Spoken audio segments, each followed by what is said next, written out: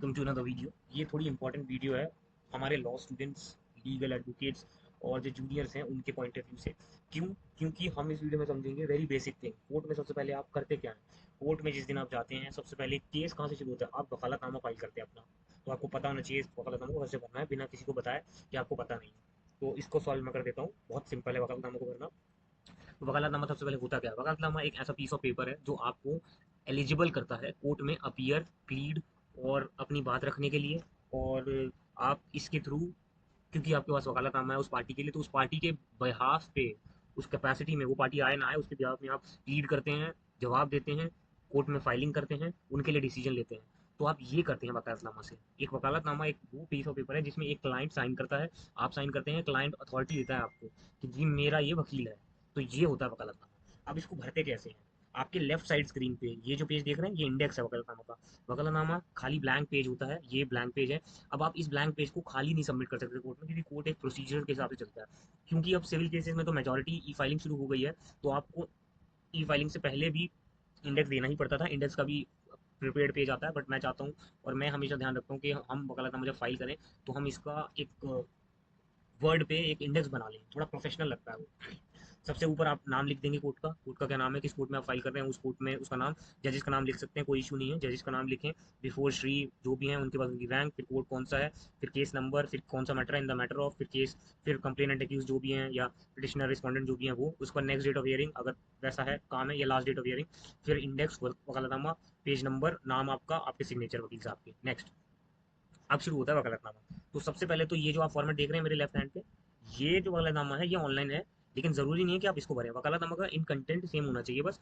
ऐसा मैंडेटरी नहीं है कि ए फोर शीट वाला वकालतनामा जरूरी है या 2 पेज में वकालतनामा नहीं आ सकता है, कोई इशू नहीं है।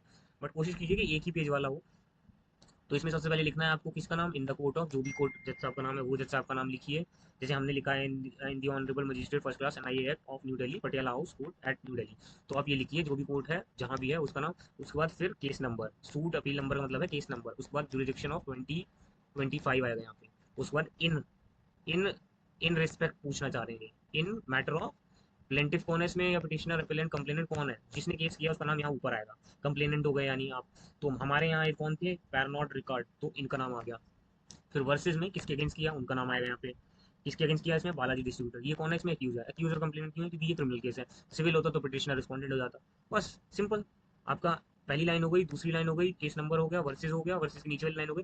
बस लास्ट कौन सी लाइन बची, these present shall come that we, we I, ये जो लिखा हुआ है इसका मतलब है कि यहाँ कौन साइन करेगा, यहाँ किसका नाम आएगा, यहाँ उसका नाम आएगा जो कि पिटिशनर है, जिसके बिहाफ पे आप केस करो। मान लीजिए आप इसमें रिस्पॉन्डेंट है, तो आप यहाँ रिस्पॉन्डेंट का नाम लिखेंगे। ये कौन है, ये अगर आप इस वकालतनामा के कंटेंट में देखें तो इसमें लिखा है known all to whom this person shall I Balaji distributor through its proprietor Baljit Singh the above name accused do hereby appoint. ये कौन कर रहा है, ये जो नीचे वाली लाइन है ना, present shall I come that I dash we, यहाँ पर नाम उस आदमी का आएगा जो आदमी, जिस आदमी को अपॉइंट कर रहा है अपना वकील। फॉर एग्जाम्पल अगर रिस्पॉन्डेंट अपना वकील कर रहा है और रिस्पॉन्डेंट के वकील साहब अपना वकालतनामा फाइल करेंगे, तो रिस्पॉन्डेंट का नाम आएगा यहाँ पे। यहाँ ये जो आई वी है ना, यहाँ ये आई वी, यहाँ पे रिस्पॉन्डेंट का नाम आएगा जो आपने ऊपर लिखा है रिस्पॉन्डेंट। यहाँ जो आप लिखेंगे वही यहाँ लिखेंगे अगर रिस्पॉन्डेंट का है। अगर पिटिशनर का वकालतनामा फाइल हो रहा है तो पिटिशनर का नाम यहाँ है, तो यही पिटिशनर का नाम आएगा और उसका एड्रेस आएगा यहाँ पे, कहाँ के एड्रेस है, कहाँ के रहने वाले हैं। और फिर दी अबव नेम्ड, ये जो अबव नेम्ड है यहाँ क्या आएगा, यहाँ आएगा दी अबव नेम्ड। अगर मान लीजिए वो पिटिशनर है तो लिखा आ जाएगा पिटिशनर, अगर एक्यूज है तो लिखा आएगा एक्यूज, अगर कंप्लेनेंट है तो कंप्लेनेंट। मतलब ये है कि अगर आप यहाँ पर फॉर एग्जांपल आप पिटिशनर है एक केस में, ठीक है। आप अगर पिटिशनर है तो आपने यहाँ नाम लिख दिया पिटिशनर का, वर्सेज आपके अगेंस्ट जो रिस्पॉन्डेंट है उसका नाम लिख दिया, ठीक है। उसके बाद आप इसमें पिटिशनर है तो यहाँ पिटिशनर आ गया, दैट आई वी पिटिशनर। उसके बाद दी अबव नेम्ड, क्या दी अबव नेम्ड, यहाँ भी पिटिशनर आएगा कि अबव नेम्ड मैं हूँ पिटिशनर। खत्म हो गया पिटिशनर नाम, नाम एज लिखना जरूरी नहीं है, लिख देते हैं कुछ लोग, बट जरूरी नहीं है पिटिशनर नेम। उसके बाद ऑथराइज और या डू हेयर बाय अपॉइंट, यहाँ जो जगह है ना ये नीचे हेयर इन कॉल्ड एडवोकेट्स, यहाँ आपके वकील साहब, ये जो ब्लैंक स्पेस है इन दोनों लाइनों के बीच में, इन दोनों लाइनों के बीच में जो ब्लैंक स्पेस है, यहाँ आपके वकील साहब के सिग्नेचर, नाम और स्टैंप लग जाएगा। That's it. और इसके साथ यहाँ जो ये स्पेस देख रहे हैं आप, ये बॉक्स दे रखा है जो, यहाँ जो ये बॉक्स दे रखा है, इसमें इसमें वर्टिकली वर्टिकली हॉरिजॉन्टली जैसे लगानी है वैसे लगा दीजिए, जो लिखा हुआ है इस पर कुछ मटेरियली मैंडेटरी नहीं है, कोई ध्यान नहीं देता इन चीज़ों पे।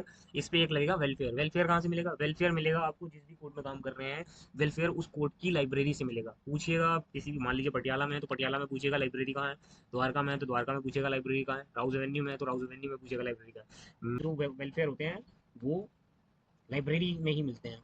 और इसके बाद एक कोर्ट फी लगेगी इसमें 5 रुपए की, 5 रुपए की कोर्ट फी, और एक वेलफेयर, वेलफेयर आएगा आपका 25 रुपए का, 25 और 5 30, दैट्स इट। और अब नीचे क्या होगा, नीचे आपके साइन होंगे, यहाँ जो एडवोकेट है यहाँ आप साइन करेंगे, आपका स्टैंप लगाएंगे, और क्लाइंट, ये जो क्लाइंट है इस पर उनके साइन होंगे, नीचे डेट आ जाएगी, दैट्स इट। ये देखिए मैंने लेफ्ट में देखेंगे तो मैंने 5 रुपए की कोर्ट फी लगाई है। उसके बाद ये देखिए मेरे साइन है, मेरे दोस्त के साइन है, और ये क्लाइंट के साइन है, एंड दैट्स इट। अब आप बोलेंगे कोर्ट फी कहाँ लगाई है मैंने, ये देख रहे हैं आप, ये जो ब्लर है 11982, ये स्कैंड है इसलिए ब्लर लग रहा है आपको, तो मैंने लगाया सब कुछ है इसमें। तो that's it, this is so simple. इसको और शॉर्ट फॉर्म में बताऊं तो सबसे पहले कोर्ट का नाम, केस का नंबर, फिर दोनों पार्टीज का नाम, बीच में वर्सेस आ गया, दोनों पार्टीज का नाम हो गया, फिर आप किसकी तरफ से, फिर आप किसकी तरफ से अपॉइंट हो रहे हैं, आप किसको रिप्रेजेंट कर रहे हैं उनका नाम आएगा, फिर वो कौन है इस केस में, नीचे दी above name petitioner accused respondent जो भी है वो, फिर आपके वकील साहब का नाम आएगा बीच वाले स्पेस में, और नीचे क्या आएगा, नीचे सबसे नीचे देखेंगे तो डेट दे रखी है, डेट लिखनी है यहाँ पे, एडवोकेट के साइन, आपके साइन, स्टैम्प। और सबसे इंपॉर्टेंट चीज़ इसमें कोर्ट फी और वेलफेयर दो चीज़ें लगती हैं, और इसको कोर्ट में फाइल करना है तो इसके ऊपर इंडेक्स लगाइए, उस पर साइन करवाइए, एक कॉपी करवाइए, उसको ऑफिस कॉपी बनाइए। अगर हार्ड कॉपी सबमिट होती है कोर्ट में तो उस दिन की डेट लिखिए अपनी ऑफिस कॉपी पे कि उस दिन आपने सबमिट कर दिया, और इसको एज अ रिकॉर्ड रखिए अपने पास। अगर ई फाइल करते हैं तो ई फाइलिंग नंबर, डायरी नंबर लिखिए कि वकालत नामा फाइल ऑन दिस डेट, उसकी भी ऑफिस कॉपी रखिए। That's it, this is the basics. ये बहुत सिंपल चीज़ है, लेकिन ये बहुत ध्यान रखने वाली चीज़ है, इसलिए मैं ये इसको वीडियो बना रहा हूँ। बहुत टाइम से लोगों के बहुत सारे कमेंट्स आ रहे थे कि ब्रीफ में बिगिनिंग से कैसे करते हैं, क्या करते हैं, उस पर कुछ बताओ। तो ये बिगिनिंग पार्ट सीरीज ऐसा कुछ करके हम देखते हैं फ्यूचर में बनाते हैं। तो इसका ये पार्ट 1 है, देखते हैं नेक्स्ट में, नेक्स्ट बिगिनिंग पार्ट सीरीज का नेक्स्ट पार्ट हम क्या लाएंगे। Till then thank you so much.